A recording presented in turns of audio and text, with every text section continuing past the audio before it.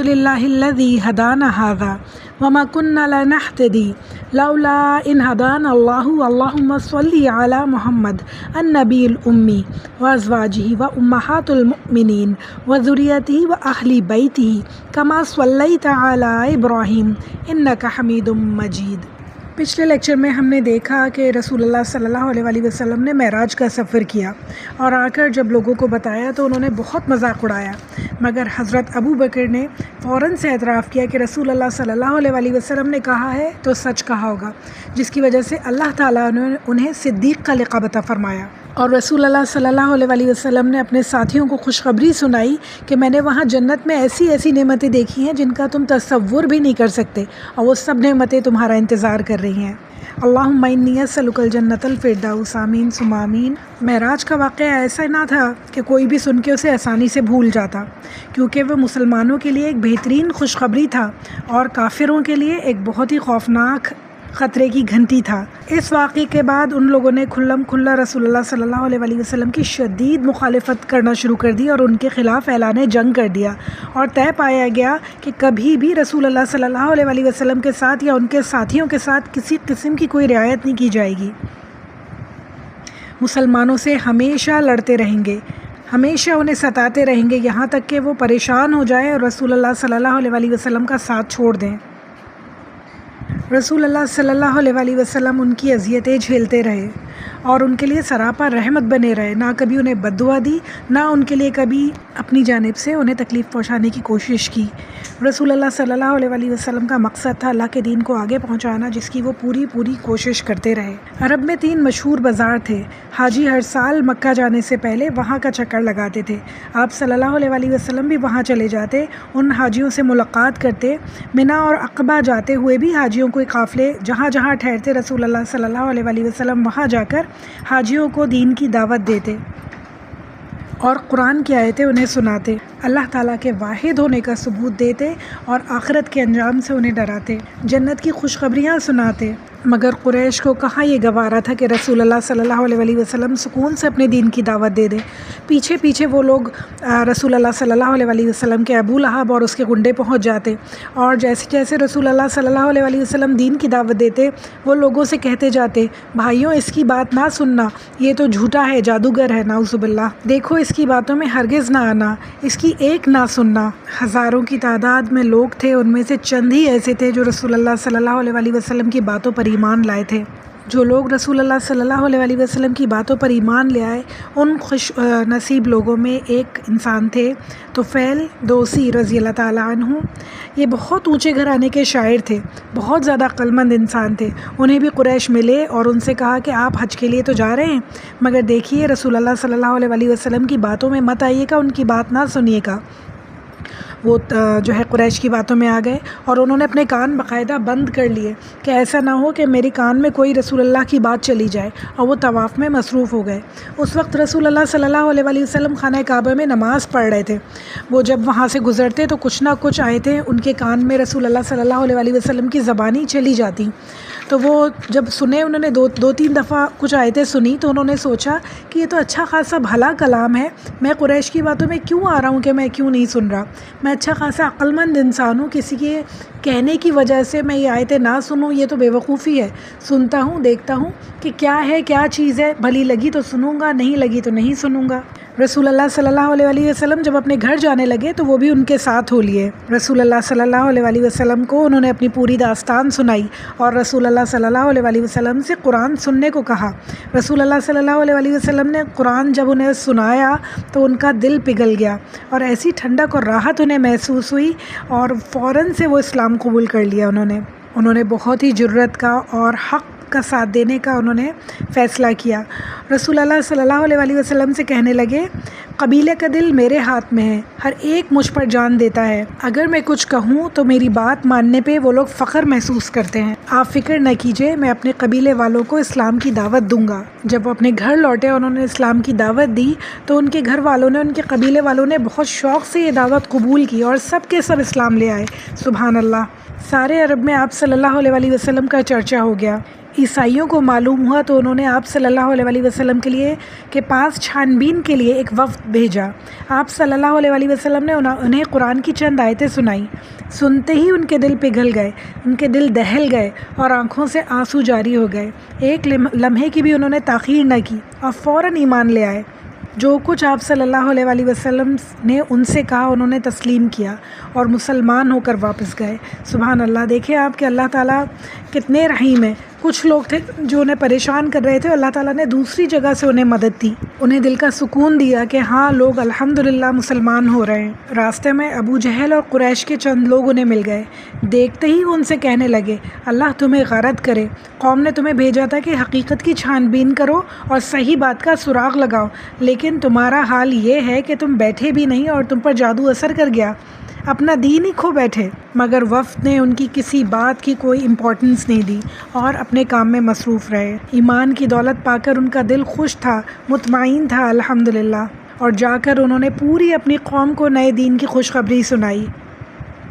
آپ صلی اللہ علیہ وسلم کی دعوت پر جن لوگوں نے لبیک کہا اس وقت ان میں سامت کے بیٹے سوید بھی شامل تھے۔ مدینہ کے بہت ہی معزز لوگوں میں ان کا شمار ہوتا تھا۔ شاعری میں اور بہادری میں وہ بہت زیادہ جانے مانے جاتے تھے، خاندانی اعتبار سے بھی بہت اونچے درجے پہ تھے۔ انہیں بھی رسول اللہ صلی اللہ علیہ وسلم نے قرآن سنایا اور نئے دین کی دعوت دی۔ سوید بہت متاثر ہوئے اور بے اختیار ان کی زبان سے نکلا یہ تو بہت ہی عمدہ ہے۔ اس کے بعد سوید مدینہ واپس لوٹ آئے اور جو کچھ سنا تھا وہ اپنے ذہن میں محفوظ کر لیا، وہ اسے بار بار سوچتے رہے۔ اس طرح رسول اللہ صلی اللہ علیہ وسلم کے کلام نے صرف مشرکوں کو نہیں بلکہ اہل کتاب کو بھی بہت زیادہ متاثر کیا۔ اب کچھ مدینہ کا حال سنتے ہیں۔ مدینہ میں جو قبائل تھے، اوس و خزرج اور بھی کئی قبیلے تھے، وہ آپس میں ہر وقت لڑتے رہتے، آپس میں ایک دوسرے کے خلاف ہر وقت جنگ جاری رہتی، یعنی مدینہ میں کبھی بھی جنگ اور خون بہانا رکتا ہی نہیں تھا۔ یہودی ہمیشہ سے بہت زیادہ خطرناک پالیسی میکرز ہیں۔ وہ لوگ کیا کرتے کہ اپنے لیے اونچی اونچی سارے کام چن لیتے، تجارتی منڈیوں پر قبضہ کر لیتے اور چھوٹے چھوٹے کام دوسروں کو دے دیتے۔ یہ لوگ موسیٰ علیہ السلام کے ماننے والے تھے، کتاب اور شریعت کے حامل تھے، اور اوس و خزرج جو تھے وہ بت پرست تھے۔ اس لیے یہودیوں کو اس پر بھی بہت ناز تھا کہ ہم جو ہیں اہل کتاب ہیں، اور اپنی بڑائی جتانے کے لیے وہ یہ بھی کہتے تھے کہ ہمارے پاس ہماری کتابوں میں پیشن گوئیاں ہیں کہ ایک رسول آنے والا ہے اور اس کا وقت بس قریب ہے، ذرا وہ آ جائے تب دیکھنا ہم کس طرح تمہارے چھکے چھڑاتے ہیں، ہم اس کے ساتھ ہو جائیں گے اور پھر عاد اور ارم کی یاد تازہ ہو جائے گی۔ عرصے سے مدینہ والوں کا یہی حال تھا کہ وہ ایک رسول کے انتظار میں تھے، اور ان کی کتابوں میں پیشن گوئی تھی کہ وہ مدینہ میں آئیں گے تو یہودی آ کے مدینہ میں پہلے سے سیٹل ہو گئے تھے کہ یہاں پہ وہ نبی آئیں گے تو ہم انہیں فالو کریں گے۔ اس وقت اوس اور خزرج میں ایسی جنگ چھڑی ہوئی تھی کہ پورے مدینہ کو شوروں نے لپیٹ لیا تھا، بے انتہا نقصان ہوا دونوں ٹیمز کا، دونوں پارٹیز کا بے انتہا نقصان ہوا، تجارت ڈوب گئی اور پورا مدینہ جو ہے خون میں ڈوب گیا۔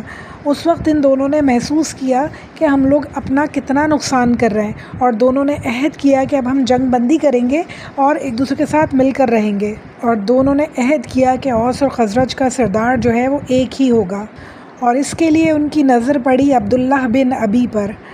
یہ خزرج کا آدمی تھا، دانائی اور ہوشیاری میں بہت ہی مشہور تھا، اثر و رسوخ میں بھی وہ سب سے آگے تھا۔ چنانچہ اس کی تاج پوشی کی تیاریاں شروع ہوئیں اور اسے اپنا لیڈر بنانے کے لیے اوس و خزرج سب کے سب بہت دل کی خوشی سے راضی تھے۔ پورے مدینہ میں تیاریاں چل رہی تھیں عبداللہ بن ابی کو اپنا لیڈر بنانے کے لیے، اسے اپنا وزیر بنانے کے لیے، مگر ایک دم سب کچھ رک گیا۔ کیا ہوا؟ عزت کسی اور کو ملنے والی تھی، کچھ اور ہونے والا تھا جو سب کے لیے ان سے بہت زیادہ بہتر تھا۔ تھوڑا سا بیک گراؤنڈ دیکھتے ہیں کہ رسول اللہ صلی اللہ علیہ وسلم کی نبوت کو 10 سال ہوئے تھے۔ جنگ بعث کے بعد جو محترم مہینے آئے تو خزرج کے 6 آدمی اور قبیلہ بنو نجار کے 2 آدمی جو حضرت ابو طالب کے ماموں تھے، حج کے ارادے سے مکہ آئے۔ وہی عبد المطلب جو ہمارے پیارے نبی صلی اللہ علیہ وسلم کے دادا تھے، وہاں آپ صلی اللہ علیہ وسلم سے ان کی ملاقات ہوئی۔ آپ صلی اللہ علیہ وسلم انہیں دیکھتے ہی پہچان گئے۔ رسول اللہ صلی اللہ علیہ وسلم نے ان سے پوچھا آپ کون ہیں؟ انہوں نے جواب دیا خزرج۔ آپ صلی اللہ علیہ وسلم نے فرمایا یہودیوں کے ہمسائے؟ انہوں نے کہا ہاں۔ آپ صلی اللہ علیہ وسلم نے فرمایا ذرا بیٹھیں، کچھ باتیں کرتے ہیں۔ انہوں نے کہا جی ہاں ضرور۔ چنانچہ وہ آپ صلی اللہ علیہ وسلم کے پاس بیٹھ گئے۔ پھر آپ صلی اللہ علیہ وسلم نے انہیں دین کی دعوت دی اور دین کے بارے میں کچھ بتایا، کچھ قرآن پڑھ کر سنایا، اور انہیں یہ بھی بتایا کہ میں اللہ کا رسول ہوں۔ وہ لوگ آپ صلی اللہ علیہ وسلم کی باتیں سن کے بہت ہی حیران ہوئے اور ان کے دل پر بہت زیادہ اثر ہوا۔ انہوں نے آپس میں ایک دوسرے سے کہا خدا کی قسم یہ تو وہی نبی ہیں جن کی یہودی ہمیں دھمکیاں دیا کرتے تھے۔ خدا کی قسم اب وہ ایمان میں ہم سے بازی نہ لے جائیں۔ وہ لوگ فوراً ایمان لے آئے اور جو کچھ رسول اللہ صلی اللہ علیہ وسلم نے انہیں سنایا بتایا وہ سب انہوں نے اپنے دلوں میں محفوظ کر لیا، اور انہوں نے رسول اللہ صلی اللہ علیہ وسلم سے کہا اللہ کے رسول صلی اللہ علیہ وسلم ہماری قوم میں جتنی بدی اور عداوت ہے کسی بھی اور قوم میں نہیں۔ ہو سکتا ہے کہ آپ اپنی برکت سے ان کے دلوں کو جوڑ دیں، سب آپ کے گرد اکٹھا ہو جائیں، کیونکہ آپ صلی اللہ علیہ وسلم سے زیادہ ہر دل عزیز تو کوئی بھی نہیں ہو سکتا۔ پھر انہوں نے خوشی خوشی حج کیا، پھر اپنی قوم کی طرف پلٹے اور انہیں نئے نبی کی خوشخبری سنا دی۔ یہ وہی نبی ہیں جن کی آمد کی دھمکیاں ہمیں یہودیاں دیا کرتے تھے۔ جب یہ لوگ وہاں پہنچے تو انہیں پتہ چلا کہ پہلے سے اسلام وہاں پہنچ چکا ہے، بہت سارے لوگ ایمان لا چکے ہیں اور بہت سارے لوگ نئے دین کو معلوم کرنے کے لیے پڑھنے کے لیے بے چین ہیں۔ اور دیکھتے ہی دیکھتے دوسرا سال آ گیا اور اوس اور خزرج کے 12 آدمی مکہ کے لیے نکلے۔ عقبہ میں آپ صلی اللہ علیہ وسلم سے ملاقات ہوئی اور وہیں اسلام قبول کیا، وہیں بیعت کی اور عہد کیا کہ شراب نہیں پئیں گے، چوری سے دور رہیں گے، اولاد کو قتل نہیں کریں گے، کسی پہ بہتان نہیں لگائیں گے۔ آپ صلی اللہ علیہ وسلم نے فرمایا اگر اس عہد کو تم نے نبھایا تو تمہیں جنت ملے گی، اور اگر اس میں سے کوئی برائی سرزد ہو گئی تو اللہ کی مرضی ہے، چاہے تو معاف کر دے اور چاہے تو تمہیں عذاب دے۔ یہی بیعت بیعت العقبہ الاولیٰ کے نام سے مشہور ہے۔ یہ نبوت کے 11ویں سال ہوئی۔ اس طرح مدینہ میں اسلام بہت تیزی سے پھیلنا شروع ہو گیا۔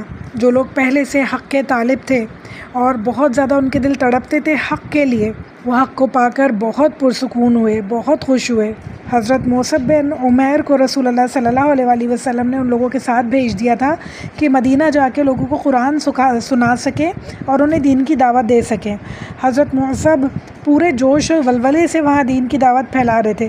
انہیں بالکل بھی زیادہ مشکل نہیں ہوئی کیونکہ وہاں کے لوگ بہت زیادہ بے قرار تھے دین کو ایکسیپٹ کرنے کے لیے، اور ان کے دلوں کو اللہ نے نرم پہلے سے ہی کر دیا تھا۔ وہ لوگ جیسے ہی اسلام کی باتیں سنتے سمجھتے فوراً سے ان کے دل نرم ہو جاتے، خود بھی اسلام لے آتے اور اوروں کو بھی دین کی دعوت دیتے۔ حضرت مصعب رضی اللہ تعالیٰ عنہ مدینہ والوں کو دین سکھاتے رہے، نمازیں پڑھاتے رہے، یہاں تک کہ گھر گھر میں دین کا چراغ روشن ہو گیا اور گلی گلی میں اسلام موجود ہو گیا، اور کچھ ہی بدنصیب لوگ رہ گئے جو شرک میں پڑے رہے اور اپنا آبائی دین چھوڑنے کو کسی طرح راضی نہ تھے۔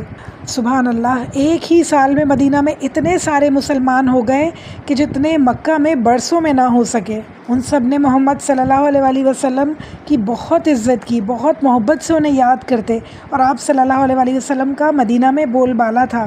وہاں مکہ میں آپ کی قوم آپ صلی اللہ علیہ وسلم کی جان کی دشمن ہوئی ہوئی تھی، آپ کو مٹا دینا چاہتی تھی۔ آپ صلی اللہ علیہ وسلم سے ملنے کے لیے اور ان کی زبان سے قرآن سننے کے لیے مدینہ والے بے تاب تھے۔ رسول اللہ صلی اللہ علیہ وسلم اس سلسلے میں کافی فکر مند تھے کیونکہ اب بہت سے جاں باز ساتھی انہیں مل گئے تھے، ان کے ساتھ دینے کو تیار تھے، ان کے ساتھ مددگار موجود تھے۔ آپ صلی اللہ علیہ وسلم کے پاس لگاتار ایسی خبریں آ رہی تھیں جن سے آپ کا دل خوش ہو گیا کہ مدینہ میں ماشاءاللہ بہت تیزی سے اسلام پھیل رہا ہے، اور مدینہ والوں نے عہد کیا ہے کہ آپ صلی اللہ علیہ وسلم کی مدد کریں گے، آپ پر اپنی جان قربان کریں گے اور آپ کی حفاظت کریں گے، اور ان کی شدید خواہش ہوئی کہ کسی طرح آپ صلی اللہ علیہ وسلم مدینہ آ جائیں۔ حضرت مصعب رضی اللہ تعالیٰ عنہ بھی مکہ واپس لوٹ کر آ گئے اور رسول اللہ صلی اللہ علیہ وسلم کو مدینہ کا تمام حال سنایا، انہیں بتایا کہ کس طرح لوگ مسلمان ہو رہے ہیں اور رسول اللہ صلی اللہ علیہ وسلم سے کتنی محبت کرتے ہیں اور ان سے ملنا چاہتے ہیں۔ پھر محترم مہینے آئے تو مدینہ سے بہت بڑا قافلہ حج کے لیے روانہ ہوا۔ قافلے میں بہت سے مسلمان بھی تھے اور غیر مسلم بھی تھے۔ یہ نبوت کا 12واں سال تھا۔ آپ صلی اللہ علیہ وسلم کی ملاقات ان تمام لوگوں سے مکہ میں خانہ کعبہ میں ہوئی، اور وہیں ان لوگوں نے طے کیا کہ ہم عقبہ کے مقام پر سب لوگ رات کو ملیں گے۔ جب رات کا تہائی حصہ گزر گیا اور چاروں طرف اندھیرا چھا گیا، قریش کے لوگ سو گئے، تمام جو کافر حاجی تھے وہ سو گئے، تو رسول اللہ صلی اللہ علیہ وآلہ وسلم کے تمام ماننے والے لوگ، جن میں 73 مرد تھے اور 2 عورتیں، چھپ چھپا کر وہاں سے نکلے اور مکہ سے کچھ فاصلے پہ عقبہ کے مقام پر پہنچے۔ وہاں ٹیلوں اور چٹانوں کی آڑ میں بیٹھ گئے اور رسول اللہ صلی اللہ علیہ وآلہ وسلم کا انتظار کرنے لگے۔ کچھ دیر میں رسول اللہ صلی اللہ علیہ وآلہ وسلم بھی وہاں پہنچے، ساتھ میں آپ کے چچا عباس بھی تھے۔ یہ ابھی تک انہوں نے اپنا قومی دین چھوڑا نہیں تھا، لیکن آپ صلی اللہ علیہ وآلہ وسلم کے رازدار تھے، اس لیے انہوں نے خواہش ظاہر کی کہ اس موقع پہ میں بھی تمہارے ساتھ چلوں گا، اور مدینہ والوں نے کہ کیا ارادے ہیں تاکہ میں اچھی طرح جان سکوں اور میں خوب اندازہ کر لوں کہ وہ لوگ کیا چاہتے ہیں۔ اب جب سب یہ لوگ یہاں پہنچ گئے تو ان لوگوں نے کارروائی کا آغاز کیا۔ تو سب سے پہلے رسول اللہ صلی اللہ علیہ وآلہ وسلم کے چچا عباس کہنے لگے، گروہ خزرج، محمد صلی اللہ علیہ وآلہ وسلم کا ہم میں جو مقام ہے اس سے تم لوگ اچھی طرح واقف ہو۔ انہیں ہم نے ہمیشہ دشمنوں سے بچایا اور ہمیشہ ان کے لیے ڈٹ کر مقابلہ کیا۔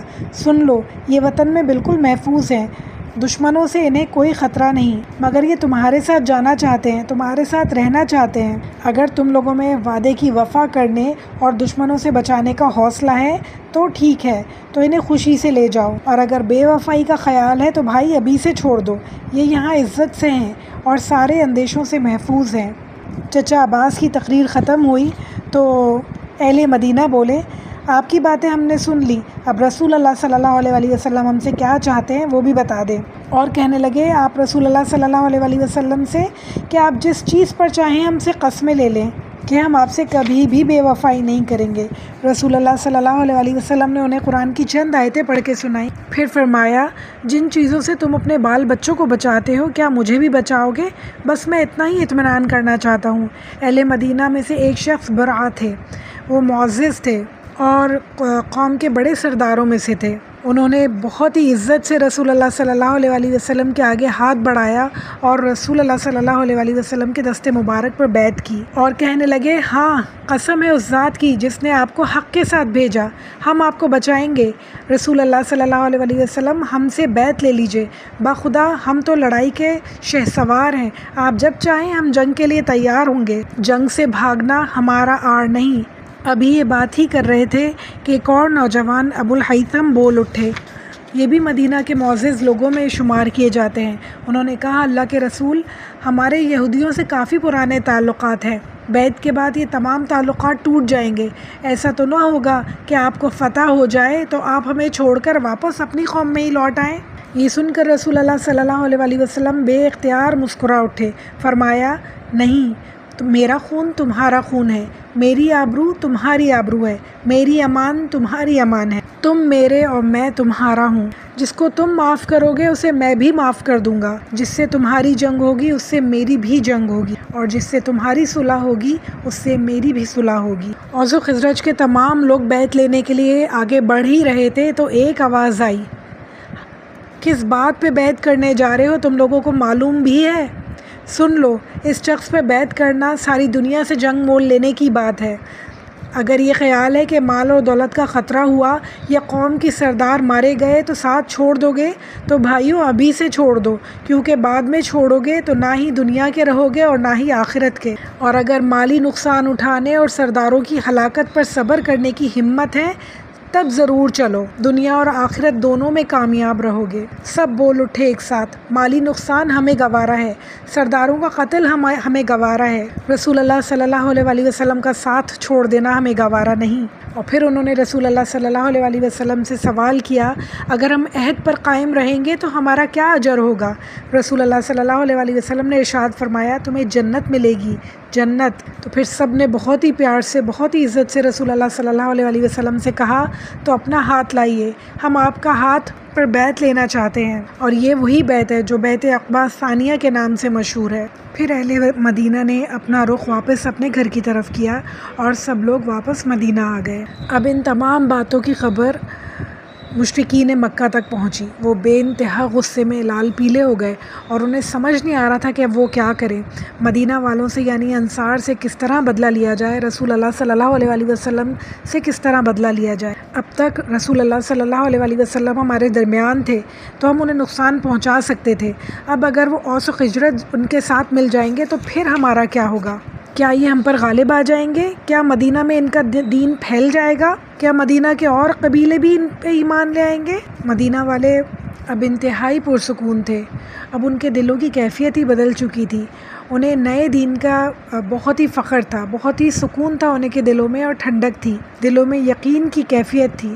اب وہ سب کے سب اسلام کے پرجوش مجاہد بن چکے تھے۔ اور پھر ایسا ہوا مدینہ میں کہ جو لوگ ابھی تک ایمان نہ لائے تھے اور بتوں کو پوجتے تھے، ان کے بتوں کو جا کے یہ لوگ رات کو توڑ دیا کرتے، اور پھر جب صبح ہوتی اور اپنے بتوں کا یہ حال دیکھتے مشرک لوگ تو وہ تلملا کر رہ جاتے کہ ہمارے بتوں کا یہ حال کس نے کیا، اور یہ بات سوچنے پر مجبور ہو جاتے کہ جن کو ہم دیوتا بنائے بیٹھے ہیں وہ کتنے بے بس ہیں، کتنے حقیر ہیں، اپنے نفع اور نقصان پر بھی قادر نہیں ہیں۔ اور یہ سوچ کے کچھ لوگوں کی عقلوں پہ سے پردے ہٹ جاتے اور وہ توبہ کر لیتے اور اسلام پر ایمان لے آتے۔ اس طرح مدینہ کی فضا بالکل تیار ہو گئی ہمارے پیارے نبی صلی اللہ علیہ وآلہ وسلم کی آمد کے لیے کہ رسول اللہ صلی اللہ علیہ وآلہ وسلم آئے تو ہم انہیں اپنی آنکھوں پر، اپنے سروں پر بٹھائیں۔ وہ سب لوگ چاہتے تھے کہ رسول اللہ صلی اللہ علیہ وآلہ وسلم مدینہ تشریف لائیں اور ایک نئے دور کا یہاں پہ آغاز ہو، لہٰذا رسول اللہ صلی اللہ علیہ وآلہ وسلم نے اپنے ساتھیوں کو ہجرت کی اجازت دے دی۔ آپ صلی اللہ علیہ وآلہ وسلم نے ان سے فرمایا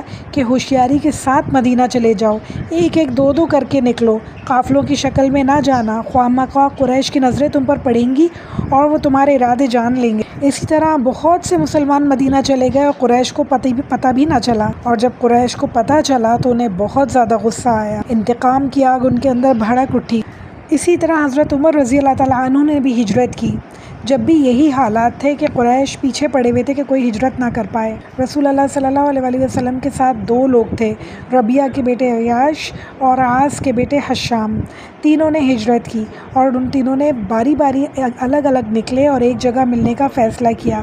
پھر انہوں نے سوچا کہ جو نہ آئے تو سمجھ لیا جائے کہ قریش کے ہاتھ وہ لگ گیا ہے، اور بقیہ لوگ جو دو ہیں وہ ہجرت کر جائیں۔ حضرت عمر اور عیاش وہاں پہنچ گئے اور حشام نہ آ پائے اور مشرکین کے ہاتھ لگ گئے۔ انہوں نے انہیں خوب ستایا، خوب پریشان کیا، بے انتہا مارا پیٹا، اور جو بھی بدقسمتی سے ان کے ہاتھ لگ جاتا وہ اسی بے دردی سے ان کا حال کرتے، اور لوگ تڑپ تڑپ کے اس طرح اپنا دم توڑ دیتے۔ سب کچھ کرنے کے باوجود بھی قریش کے لوگ ابھی سوالیہ نشان بنے ہوئے تھے کہ رسول اللہ صلی اللہ علیہ وآلہ وسلم اپنے ساتھیوں کو تو مدینہ بھیج رہے ہیں، کیا وہ خود بھی وہیں چلے جائیں گے یا وہ یہیں رہیں گے؟ کیونکہ جب انہوں نے اپنے ساتھیوں کو حبشہ بھیجا تھا تو خود مکہ میں ہی رہے تھے، اب آگے ان کے کیا پلانز ہیں؟ ان کا پکا ارادہ تھا کہ رسول اللہ صلی اللہ علیہ وآلہ وسلم کے ساتھی تو ہاتھ سے نکل رہے ہیں مگر رسول اللہ صلی اللہ علیہ وآلہ وسلم ہمارے ہاتھ سے نہ نکل پائیں۔ مسلمانوں پر قریش کی سخت نگرانی تھی، ہر وقت ان کا پہرا تھا، اس کے باوجود مکہ خالی ہوتا چلا گیا۔ سارے مسلمان ایک ایک کر کے مدینہ چلے گئے، حضرت حمزہ رضی اللہ تعالیٰ عنہ، حضرت عثمان، زبیر بن عوام سبھی چلے گئے، اور ہمارے پیارے نبی صلی اللہ علیہ وآلہ وسلم کے ساتھ صرف حضرت علی اور حضرت ابو بکر صدیق رضی اللہ تعالیٰ عنہ رہ گئے۔ ایک دن رسول اللہ صلی اللہ علیہ وآلہ وسلم کے پاس حضرت ابو بکر بھی آئے اور ان سے ہجرت کی اجازت مانگی۔ رسول اللہ صلی اللہ علیہ وآلہ وسلم نے فرمایا جلدی نہ کرو، شاید اللہ تعالیٰ کسی ساتھی کا انتظام کر دے۔ حضرت ابو بکر سمجھ گئے کہ آپ صلی اللہ علیہ وآلہ وسلم کی ہجرت بھی قریب ہے، اب بس اللہ تعالیٰ کے حکم کا انتظار تھا۔ وہ خوشی خوشی گھر گئے اور سفر کی تیاریاں شروع کر دیں۔ یہ پورا ماحول جو ہم نے پڑھا، پورا سیناریو جو ہم نے پڑھا، یہ اپنے ذہن میں لا کے اور سوچ کے، اپنے ذہن میں خاکے بنا کے کہ کیا ہو رہا ہوگا، ذرا سوچیں کتنے مشکل حالات ہمارے پیارے نبی صلی اللہ علیہ وآلہ وسلم نے اور ان کے صحابہ کرام نے سہے ہیں اپنی امت کے لیے، ہم لوگوں کے لیے۔ تو اللہ تعالیٰ ہم سب کو توفیق دے کہ ہم تو اتنی آسان زندگیاں گزار رہے ہیں پھر بھی اپنے کمفرٹ زون سے نکلنا نہیں چاہتے، دین کو سیکھنا نہیں چاہتے، پڑھنا نہیں چاہتے، اور ایک یہ چھوٹی سی محنت، چھوٹی سی جو ہمیں کام ہے کہ اپنی حیثیت کے مطابق دین کو آگے بڑھانا، وہ ہم کرنا نہیں چاہتے۔ اللہ تعالیٰ ہم سب کو توفیق دے کہ ہم سب دین سیکھیں انشاءاللہ، پڑھیں اور آگے سمجھانے کی کوشش کریں انشاءاللہ، اسے آگے بڑھانے میں اپنا پورا کردار ادا کریں انشاءاللہ۔ ربی اعنی علی ذکرک و شکرک و حسن عباداتک ربنا تقبل منا إنك أنت السميع العليم وتب علينا إنك أنت التواب الرحيم صلى الله تعالى على خير خلقه أزواجه وذريته أجمعين برحمتك يا أرحم الراحمين. السلام علیکم ورحمۃ اللہ وبرکاتہ.